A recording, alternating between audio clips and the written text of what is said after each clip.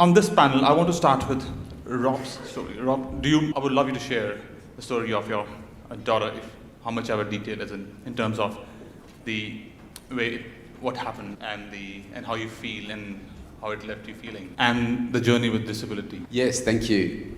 If I could perhaps start by saying everything that I'm about to talk about, I realise could be triggering for some people in the room, so if you need to leave, please leave. This is a topic I could talk about for hours, so I'll give you a little bit of history. My daughter Olivia, about 2.5 years ago, she started to show some changes in her eating behaviours. And it quickly manifested into an eating disorder, anorexia nervosa. I'll give you the end part first. She passed away a couple of months ago. And the sadness in all that is that she took her own life because she found the treatment for the eating disorders was so dehumanising that she could no longer through the treatment. Now that is after 40 admissions over a 2.5 year period, all under CTO, police ambulance, very traumatic for me. Now, I'm a single dad that works in the health and fitness industry with a teenage daughter that has anorexia. And you think that attracted some attention by the medical professionals blaming me for my daughter's illness and now her subsequent death. And I get that's a rhetorical question, but I was blamed by so many people that I lost count.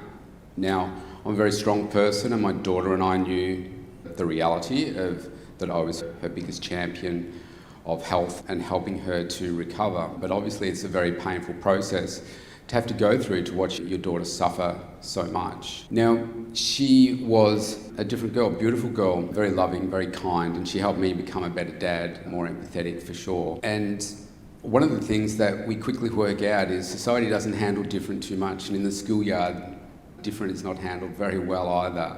And so she was quickly isolated and she was bullied, and we changed schools for her, and that had some breakthrough.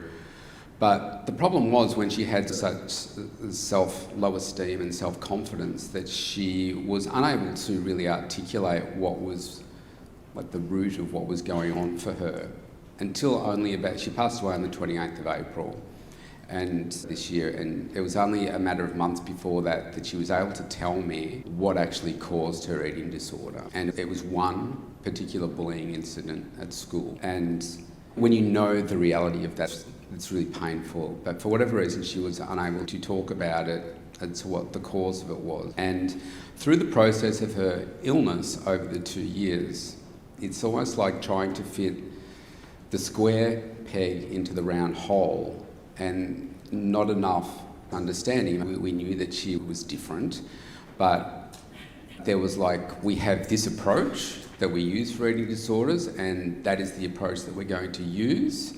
And if it's not working, it's your fault.